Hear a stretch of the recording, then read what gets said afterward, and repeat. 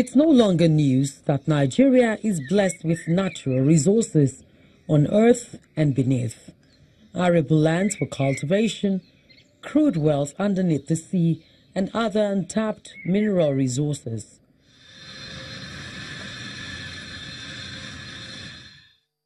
However, the country, with a bloated population figure of about 180 million people, still has a mass of its people reeling in abject poverty in a very active political environment. Data shows that most Nigerians live on $1 per day, which is about 300 naira. The nation in its 58 years has been faced with socio-economic and political challenges.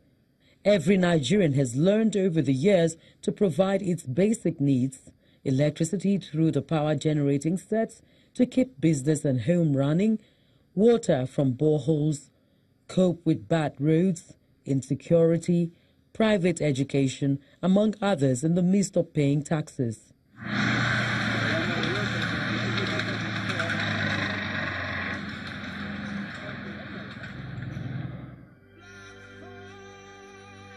Welcome to the platform, Nigeria. This is Covenant Christian Center. 58 years down the line, the platform, a non-governmental forum spearheaded by Covenant Christian Center, keeps the discourse going with the aim of birthing a change, progress, growth, and development. The gathering here is dominated by youths, with some making life impact on their environment.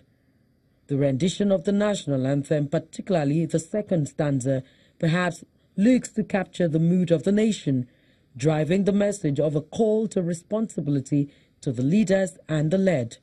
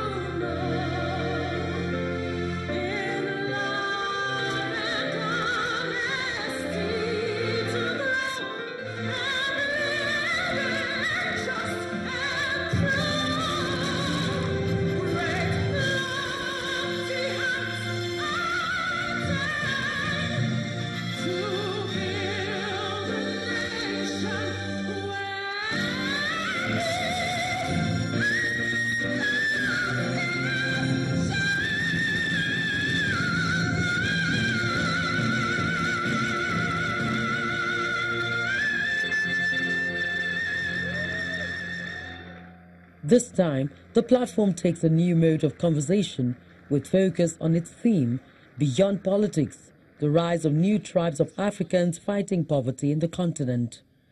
The convener, Pastor Pojo Yemade, strikes the chord.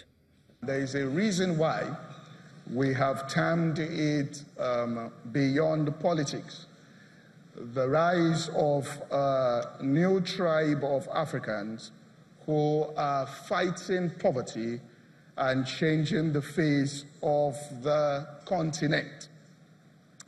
Now, this is not going to be a long speech, and the reason is that we are dedicating this particular edition of the platform to a certain type of people. This is a platform event, this one, that you cannot tell me that we have just brought together good talkers. We have brought here doers. All right? They are not just promising, making promises about a better future. They are here to tell the stories of what they have already done. Everything we are talking about right now is politics, and it will have been a very, very popular and fashionable thing to do to have centered this particular edition of this platform on politics, right? There would have been a lot of drama here and entertainment. Inyolua Aboyeji is a young entrepreneur who was touched by the painful death of young job-seeking Nigerians in the 2014 immigration recruitment scam that rocked the Ministry of Interior. Inyolua is the managing director of Flutterwave, a digital payment infrastructure company connecting Africa to the global economy. He wonders how fast public interest has been eroded while selfish interests have taken over. There are three things those of us who want to work in the public interest have to understand before we repeat the mistakes of the previous generation. The first thing is we just have to put country before self. There's no other way to put it.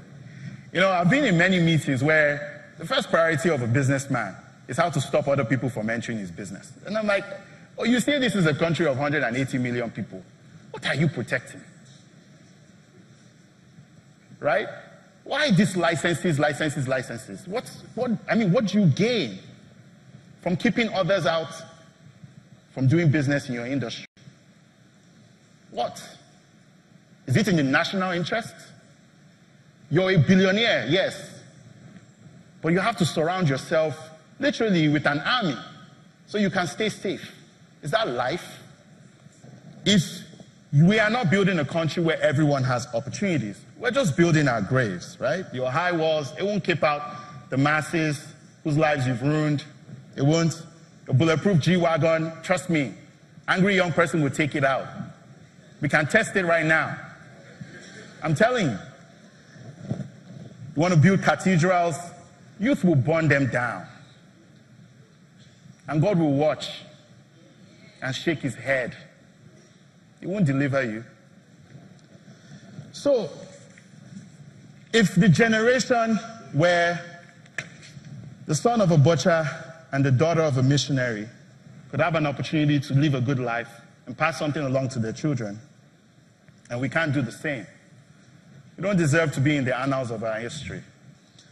The second thing we have to keep in mind is we cannot wait. The work starts now. We can't wait till we are rich.